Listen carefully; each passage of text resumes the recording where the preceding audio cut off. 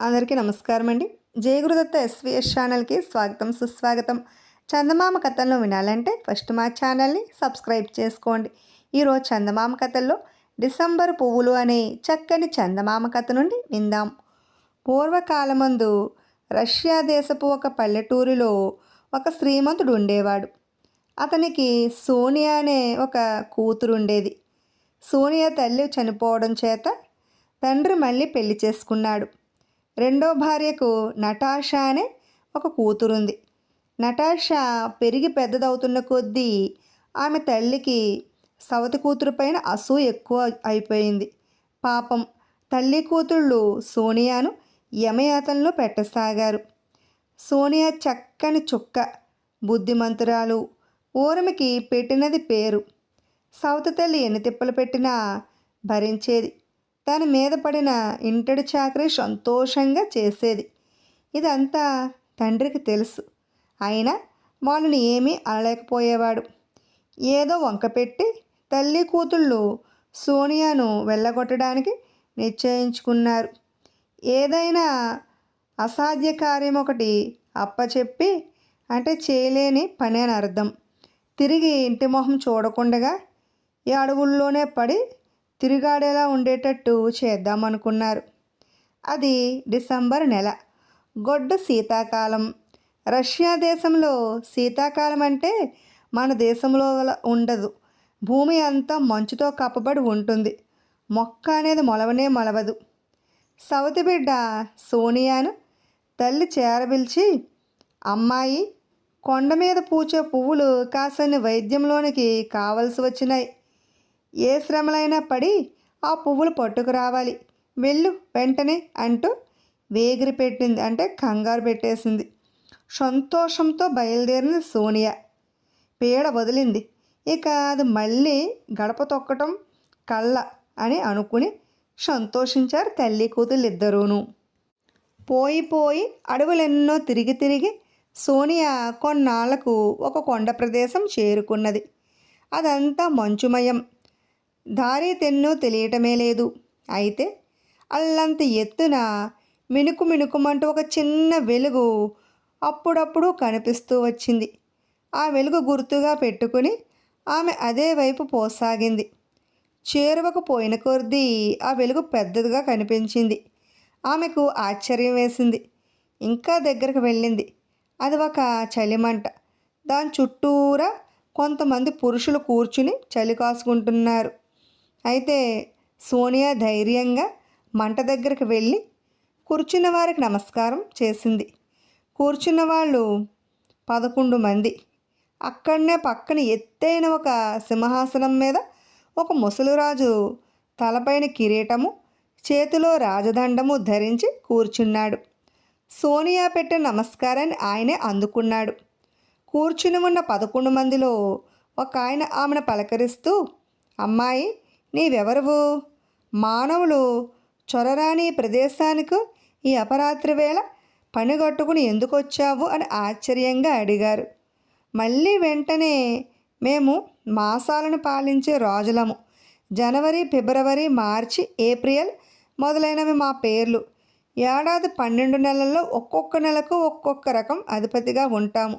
ఇప్పుడు ఆ సింహాసనం మీద కూర్చున్న ఆయన ఎవరంటే డిసెంబర్ మహారాజు గారు అని ఆయనకు తెలియచెప్పాడు.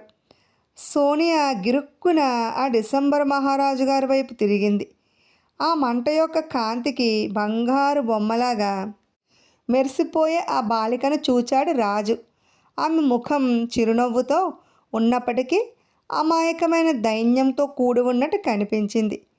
దయనీయమైన ఆమె చరిత్ర వినటంతోనే డిసెంబర్ రాజు ఆమెను ఓదారుస్తూ తను గద్దె దిగి మంట వద్ద కూర్చుని ఉన్న జూన్ రాజును సింహాసనం ఎక్కమన్నాడు. జూన్ రాజు గద్దె మీద కూర్చుని ఆజ్ఞాపూర్వకంగా ఒక్కసారి దండం ఊపేసరికల్లా కొండ మీద మంచు త్రుటిలో కరిగిపోయింది. చూస్తూ ఉండగానే భూమి అంతా పచ్చగా కనుపండుగా కనిపించింది. మొక్కలు మొలిచినాయి, చేలు పండినాయి, పూల మొక్కలు పుష్పించినాయి, కాయలతో చెట్లు నిండిపోయినాయి. రాజు అనుమతిపైన సోనియా అపరిమితమైన సంతోషంతో ఒంటి నిండా కావలసినన్ని పువ్వులు కోసుకున్నది. పువ్వులు సృష్టించి ఇవ్వటమే కాకుండా ఇంటికి వెళ్ళే వరకు అవి వాడిపోకుండా ఉండేటట్టు కూడా రాజు వరమిచ్చాడు. సోనియా కోరిక నెరవేర్చడంతోనే జూన్ రాజు గెద్ద దిగి మళ్ళీ చలిమంట వద్దకు వెళ్ళిపోయాడు. అప్పుడు డిసెంబర్ మహారాజు గారు యథాప్రకారం గెద్ద ఎక్కాడు. జూన్ రాజు దిగటంతోనే మొక్క మూడి మాయమైనాయి. డిసెంబర్ రాజు ఎక్కడంతోనే మళ్ళీ కొండలన్నీ మంచుతో ఘనీభవించినాయి. 12 రాజులకు సోనియా కృతజ్ఞత తెలిపి సెలవు తీసుకుని వెళ్ళిపోయి ఇల్లు చేరుకుంది. సోనియా కంటపడేసరికల్లా తల్లి కూతుళ్లకు అమితాశ్చర్యం కలిగింది. ఏమి, ఆమె తిరిగి వస్తుందని వాళ్ళు కలలో కూడా తలవలేదు. పైగా ఆ కాలంలో పువ్వులు పుట్టించుకు వచ్చి కేవలము ఒక అసాధ్యమైన కార్యాన్ని సాధించుకువచ్చిన ఆమె ప్రజ్ఞకు మరీ ఆశ్చర్యం పొందారు. అంతేకాదు, ఆమె పైన అసూయ కూడా చెందారు. ఈ పువ్వులు ఎక్కడ పుట్టించుకొచ్చావు చెప్పు అని వాళ్ళు గర్దించారు. జరిగిందంతా పోసుకొచ్చినట్టు చెప్పింది సోనియా. అపురూపమైన ఈ పువ్వులను తీసుకువద్దామని నటాషాకు కూడా బయలుదేరింది. శ్రమపడి కొండ ప్రదేశం చేరుకుంది. ఈమెకు కొండ మీద వెలుగు మంట చుట్టూ కూర్చుని ఉన్న రాజులు కనిపించారు. అందులో ఒక రాజు ఆమెను పలకరించాడు. అందుకామె, పోవయ్యా పెద్ద మనిషి, నా గొడవ నీకెందుకు అనేసి తన దారిని పోబోయింది. 4 అడుగులు వేసిందో లేదో రాజు దండం తిప్పేసరికి దబదబా మంచు పిల్లలు మీద పడి మరి ఆనవాళ్ళు లేకుండా ఆమె కప్పడిపోయింది. కూతురు కోసం ఆత్రంతో ఎదురు చూచింది తల్లి. ఎన్నాళ్లకు రాకపోవడంతో తనే బయలుదేరింది. ఈమె కూడా శ్రమలు పడి కొండ చేరుకుంది. రాజులు వేసిన కుశల ప్రశ్నలకు ఈమె కూడా వికటంగానే జవాబు చెప్పేసరికి కూతురుకు పట్టిన కదా తల్లికి పట్టింది. తల్లి కూతుళ్ళు తగిన శాస్తి అనుభవించారు. తల్లి కూతుళ్ళు తిరిగి రాకపోవడంతో సోనియాకు కలవరం పుట్టింది. ఆమె మళ్ళీ మంచు కొండల వద్దకు పోగా ఆ రాజుల వల్ల జరిగిన సంగతంతా తెలిసింది. సోనియా తన మాట మంచితనంతో వారి కొడుపులు కరిగించి సవతి తల్లిని నటాషాను బతికించుకున్నది. జూన్ మాసంలో పోయవలసిన పువ్వులను ప్రత్యేకించి సోనియా కోసం డిసెంబర్ నెలలోనే సృష్టించి ఇచ్చిన జూన్ మహారాజ్ ఆజ్ఞ ప్రకారం ఆ పువ్వులకు డిసెంబర్ పువ్వులు అనే పేరు శాశ్వతంగా నిలిచిపోయింది. ఇప్పుడు నెత్తిపై కత్తి అనే మరో చక్కని చందమామ కథను విందాం. మన దేశంలో మొఘలాయి సామ్రాజ్యాన్ని స్థాపించిన మహమ్మదీయ చక్రవర్తి బేబర్ చాలా ధైర్యశాలి. ఎంత ధైర్యవంతుడు కాకుంటే మన దేశానికి దండెత్తి వచ్చి సామ్రాజ్యాన్ని స్థాపించగలడు. అయితే ఇల్లు అలకటంతోనే పండగ కాదు అన్నట్లు సామ్రాజ్యం స్థాపించినంత మాత్రాన్ని ఏమైనది, స్థాపించిన దాన్ని 1000 కళ్ళతో కాపాడాలి.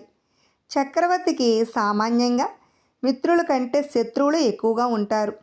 వాళ్ళ వల్ల ఏ కీడు మాడకుండా చూసుకుంటూ ఉండాలి. బేబర్ చాలా గుండె నిబ్బరం కలవాడు కనుక పక్కల్లో బల్లెం వంటి శత్రువులు ఎందరు ఉన్నా భయం అనేది లేకుండా రాజ్యం పాలిస్తూ వచ్చాడు. ఆయన అనుచరుల్లో ఆలీఖాన్ అనేవాడొకడు ఉండేవాడు. ఆలీఖాను రోజు చక్రవర్తి గారి కందాలో మస్తుగా భోజనం చేసి ఆయనకు సంతోషం కలిగించడానికి ఏవో కబుర్లు మొదలెడుతూ ఉండేవాడు. ఒకనాడు ఆలీఖాను, ప్రభు, అల్లాకు తాము అంటే ఎంతో అభిమానం కనుకనే ఆయన తనకు సర్వసౌఖ్యాలు అనుభవించవలసిందని చెప్పి ఈ మహాసామ్రాజ్యాన్ని ప్రసాదించారు అన్నాడు. చక్రవర్తి, ఆలీఖాన్, నీ ఉద్దేశంలో సామ్రాజ్యంతో సర్వసౌఖ్యాలు వస్తాయనేనా అన్నాడు. జవాబుగా ఆలీఖాను, సందేహమేమిటి ప్రభు, తమకన్నా ఎక్కువ సుఖపడేవారు ఈ దేశంలోనే కాదు, ఈ విశాల ప్రపంచంలో ఎక్కడా లేడు అనేశాడు. చక్రవర్తి కొంచెం యోచించి, అయితే ఆలీఖాన్, నిన్ను రేపు ఒక్కరోజు చక్రవర్తిగా చేస్తాను, ఆ సుఖమేమిటో నీ అంతటి నీవే చూద్దుగాని అన్నాడు. ఆలీఖాన్ తన చెవులను తానే నమ్మలేకపోయాడు. చక్రవర్తి గారు నన్ను రేపు చక్రవర్తిగా చేస్తాననే అన్నారు అని అతడు ప్రభువుకి వింజామర వేస్తున్న చాకల్ని అడిగాడు. అవును బాబు అని చాకలి చెప్పగానే సందేహం కాస్త తీరి ఆలీఖాన్ పట్టరాని సంతోషంతో గొంతులేయటం ప్రారంభించాడు. మరో కాసేపటికల్లా నగరంలో రేపు ఆలీఖాన్ గారు చక్రవర్తి కాబోతున్నారు అన్న దండోరా కూడా వినపడింది.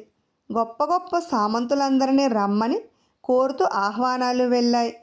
అయితే ఎప్పుడు తెల్లవారుతుంది, ఎప్పుడు కిరీటం ధరిస్తాను అనుకుంటూ ఆలీఖాన్ కునుకు పట్టక రాత్రంతా మేలుకొని ఉన్నాడు. నిజానికి అది కునుకు పట్టే సమయం అనేది కాదు కదా. తెల్లవారటంతోనే బేబరు అతను రప్పించి చక్రవర్తి దుస్తులు ధరిపించి సింహాసనం మీద అధిష్ఠించి తన కిరీటం తీసి వారిని పెట్టుకోమన్నాడు.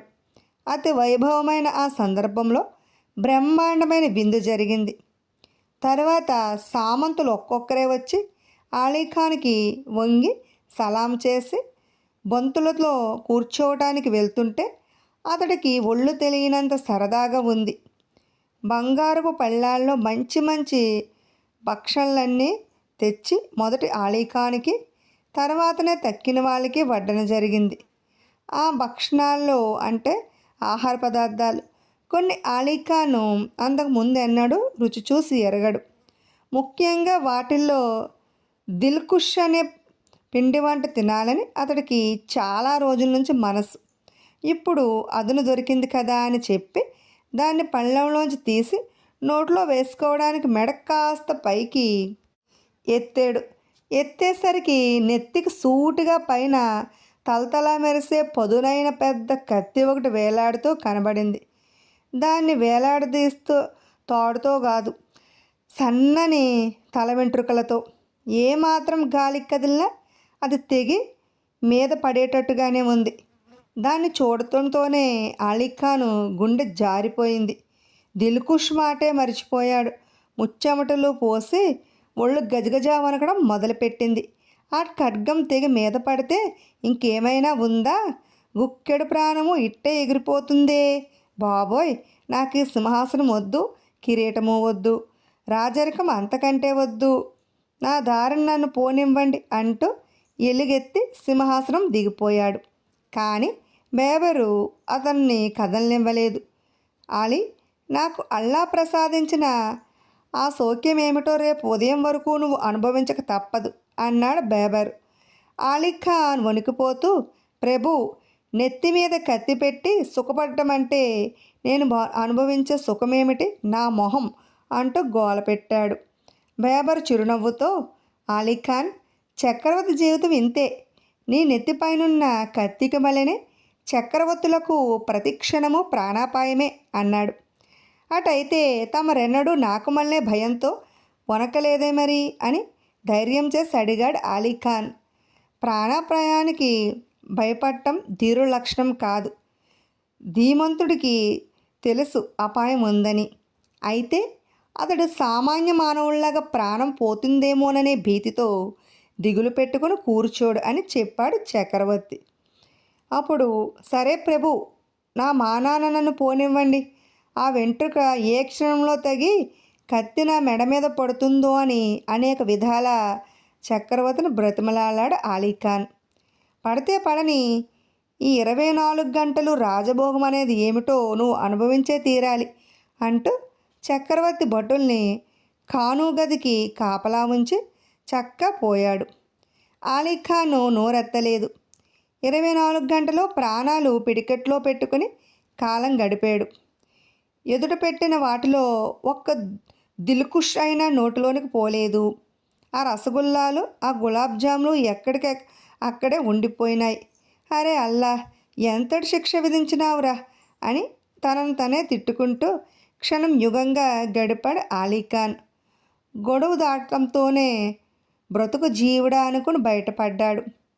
అటు తర్వాత బేబరు ఎదురై పలకరించేసరికి, పగవాడికైనా వద్దు ప్రభు ఈ కిరీటం అంటూ దాన్ని తీసి చక్రవర్తికి సమర్పించి వేశాడు.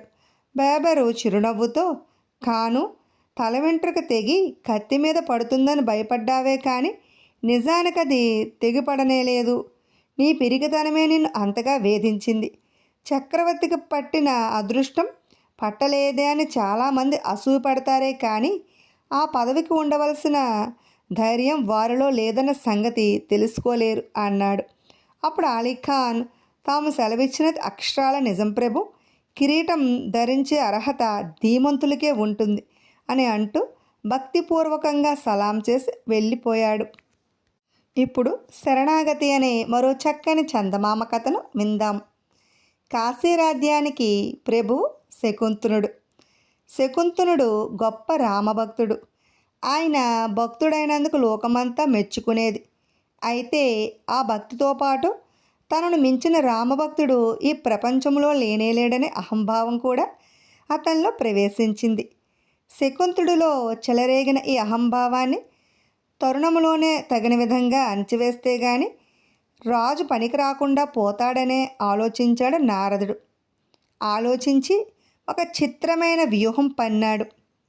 ఆ పన్నాగాన్ని అనుసరించి ప్రజ మూకమూకలుగా వచ్చి, రాజా, దుష్టమృగాల బాధ ఎక్కువగా ఉన్నది, భరించలేకుండా ఉన్నాము అంటూ మొరపెట్టుకున్నారు.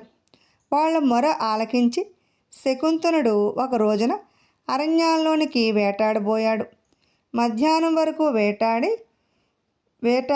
వేసట కలగడం చేత సమీపంలో ఒక ఋష్యాశ్రమం చేరుకున్నాడు. ఆ ఆశ్రమంలో అప్పుడు ఋషిగణం అంతా సమావేశమై ఉన్నారు. బోగట్టా చేయగా అది విశ్వామిత్రుని ఆశ్రమం అని తెలిసింది. విశ్వామిత్రుడు శకుంతుణ్ణి ఎంతగానో మర్యాద చేసి కుశల ప్రశ్నలు వేశాడు. బడలిక తీరిన తర్వాత శకుంతనుడు వెళ్ళిపోదామని లేచాడు. లేచి మహర్షుల వద్ద సెలవు తీసుకుందాం అనుకుంటే ఆయనకు ఒక సంశయం కలిగినది. అక్కడ కూర్చున్న ఋషిగణములో అందరూ గొప్పవారే, తమ భేదాలు ఏర్పరచడానికి వీలు లేదు. మొట్టమొదట వశిష్ఠుడు కూర్చుని ఉండటం చేత, వశిష్ఠాది మహర్షులారా అనుజ్ఞ ఇవ్వండి, పోయి వస్తానన్నాడు రాజు. ఇది సాకుగా తీసుకుని ప్రక్కనే ఉన్న నారద మహర్షి విశ్వామిత్రుణ్ణి ఉసుకొలిపి, చూసావటయ్యా గాదినందన, ఈ శకుంతనుడి గర్వం నీ ఆశ్రమంలో తలదాచుకుని నీ ఆతిథ్యం పొంది తీరా వెళ్ళేటప్పుడు వశిష్ఠాదిమునులారా సెలవు అంటాడే, ఈ మాటలో అంతరార్థం ఏమన్నా గ్రహించావా అన్నాడు. తారామండలానికి లేచాడు విశ్వామిత్రుడు. నిజమే నువ్వు చెప్పింది, కన్ను మిన్ను కానకుండగా ఉన్నాడు వీడు, ఎవరితో ప్రసంగిస్తున్నా ఉన్నాడో తెలియలేదు కాపోలు, ఉండు నిమిషంలో పట్టిస్తా వీడి పని అంటూ చుర్రుమని బయలుదేరి శ్రీరాముని వద్దకు వెళ్ళాడు. అయితే వెళ్ళి అతి ఆవేశంతో, శ్రీరామ, నీ వల్ల నెరవేరవలసిన ఒక స్వకార్యం మీద వచ్చాను, చేస్తానని వాగ్దానమిస్తే చెబుతాను అన్నాడు. రాముడు ఆశ్చర్యపడి, ఏమిటి గురూజీ, మీ ధోరణి నన్ను కలవరపరుస్తున్నది, ఎన్నడైనా మీ మాటల జవదాటి ఎరుగుదునా, ఎందుకీ సంశయం అన్నాడు. రాముడు మాట ఇవ్వగానే, రామ, కాశీరాజు శకుంతుడి వల్ల నాకు తీరని పరాభవం జరిగినది, నీ బాణంతో వాడిని ఛేదిస్తే గాని నాకు నిద్ర పట్టదు అన్నాడు. రాముడు జిజ్ఞాసలో పడ్డాడు. ఏమి జీవితంలో కనీవిని ఎరుగని గొడ్డు సమస్య దాపరించింది. శకుంతనుడు తనకు ముఖ్య భక్తుల్లో ఒకడాయనే, ఎలా ఏమైనా కానీ గురువాజ్ఞ సరే అన్నాడు రాముడు. విశ్వామిత్రుడు వెళ్ళిపోయాడు. ఈ లోపల నారదుడు ఈ సమాచారం అంతా శకుంతనుడికి చెప్పి, రాజా, నీ దేవుడైన రాముని బాణం వల్లే నీవు హతమవుతావు కాబోవు సుమా అని హడలు పుట్టించాడు. అందుకు శకుంతనుడు, నారద, గత్యంతరం చెప్పవా అని వేడుకోగా ఒక ఉపాయం చెప్పిపోయాడు. ఆ ఉపాయాన్ని అనుసరించి శకుంతుడు వెంటనే అంజనాదేవి ఆశ్రమానికి చేరుకుని అపాయస్థితిలో ఉన్న వాణిలాగా ఆర్తనాదం చేశాడు. ఇది విని అంజన పరుగు పరుగున వచ్చి, నీకు వచ్చిన భయం లేదు నాయన, కలిగిన ముప్పు ఏమిటో చెప్పు అని ధైర్యం చెప్పింది. అప్పుడు గుండె నిబ్బరం తెచ్చుకుని శకుంతనుడు తనకు కలిగిన ఆపద వెల్లడించి రక్షించమన్నాడు. అక్కడ శ్రీరాముడు శకుంతుణ్ణి విషయంలో జిజ్ఞాసపడ్డట్టే ఇక్కడ అంజనాదేవి, అయ్యో మా రాముడితోనే పేచీ వచ్చిందే, శరణాగతుడైన ఇతన్ని ఎలా రక్షించడం అని తీవ్ర ఆలోచనలో పడింది. ఇంతలో ఆంజనేయుడు ఇంటికి వచ్చాడు. విచారంతో ఉన్న తల్లిని చూశాడు. అమ్మా, నేనుండగా నీకెందుకే విచారం? ఎటువంటి అసాధ్య కార్యానైనా చెప్పు, నెరవేర్చి తీరుతాను అంటూ పాదాక్రాంతుడైనాడు. బిడ్డడిని లేవదీసింది అంజన. బాష్పధారలతో నాయనా ఆర్తనాదం విని అమాయకంగా ఈ శకుంతుడికి అభయమిచ్చాను. తీరా బోగట్టా చేయగా మన శ్రీరాముడితోనే వైరం ఏర్పడింది. ఏమిటి అగ్ని పరీక్ష మనకు అని వాపోయింది. అందుకు మారుతి, అమ్మా, నీవెంత మాత్రం దుఃఖించకు. రాముని బాణానికి ఎలా తిరుగులేదో నీ మాటకు అలానే తిరుగులేదు. రాముడు కాదు, అతడిని పుట్టించిన బ్రహ్మకు కానీ నీ మాట అక్షరాల నెరవేరవలసిందే. గురువాజ్ఞ నెరవేర్చడం రాముడు విధి అయితే నీ ఆజ్ఞ నెరవేర్చడం నా విధి అన్నాడు పిడుగులు పడేటట్టు. ఇంతలో శాంతమూర్తి అయిన శ్రీరాముడు విలయతాండవం చేసుకుంటూ అంజన ఆశ్రమానికి వచ్చాడు. నా గురువును పరాభవించిన శకుంతుడను ఇక్కడ దాక్కున్నాడు. విడిచిపెట్టు హనుమ అని ఆజ్ఞాపించాడు. విడువను, మా తల్లి అతనికి అభయమిచ్చింది. అతని పైన ఏగనైనా వాలనివ్వను అన్నాడు ఆంజనేయుడు. నేనే ధర్మరక్షకుడినైతే నా గురువును పరాభవించిన కాశీరాజు తలను ఖండించి వచ్చుగాక అంటూ శ్రీరాముడు తన బాణాన్ని వదిలిపెట్టాడు. నేనే నిజమైన రామభక్తుడినైతే రాముని బాణం వల్ల కాశీరాజుకు ఎట్టి అపాయమో కలగకుండా ఉండుగాక అని ఆ రామబాణానికి ఆంజనేయుడు భక్తితో నమస్కరించాడు. హనుమ ఈ మాటలు అనగానే వాయువేగంతో పోతున్న రామబాణం టకీమని ఆగిపోయినది. తిరుగులేని రామబాణం అలా నిలిచిపోయేసరికి సమస్త భువనాలు కంపించిపోయినాయి. ఆహాకారాలు చెలరేగినాయి. దేవగణం, ఋషిగణం అందరూ భూలోకానికి దిగివచ్చారు. ఇది ధర్మయుద్ధం కానీ వేరు కాదు. హనుమే రామం, రామే హనుమం అన్నారందరూ. చివరకు నారదుని పన్నాగం వెల్లడైనది. ఏమైనా నా బాణానికి తిరుగులేదన్నాడు శ్రీరాముడు. రామా, నీ బాణానికి తిరిగిలేదన్న సంగతి నాకు తెలుసు. నేనే దాన్ని భరిస్తానంటూ రామబాణము నాలో ఐక్యమైపో అని వేడుకున్నాడు హనుమ. అప్పుడు రామబాణం వచ్చి హనుమంతుని గుండెకు దూసుకుపోయింది. అతని పక్షం చీలిపోగానే అందులో శ్రీరాముల దివ్యమంగళ విగ్రహాలు సీతారాములతో సహా కలిసి ప్రత్యక్షమైనాయి. అందరూ ఆశ్చర్యపోయారు. శకుంతనుడు తల వంచుకున్నాడు. సాటిలేని రామభక్తి గల హనుమను స్తుతిస్తూ దేవతలు పూలవర్షం కురిపించారు. తల్లి అంజనాదేవి చేయి తగలగానే హనుమ గుండె ఎప్పటిలాగా అతుక్కుపోయినది. విన్నారు కదండి. ఇటువంటి చక్కని చందమామ కథను వినాలంటే ఫస్ట్ మా ఛానల్ని సబ్స్క్రైబ్ చేసుకోండి. బెల్ ఐకాన్ క్లిక్ చేయండి. మేము చేసిన వీడియోస్ నోటిఫికేషన్ కొరకు బెల్ ఐకాన్ క్లిక్ చేయండి. లైక్ చేయండి, షేర్ చేయండి, కామెంట్ చేయండి. Thanks for watching.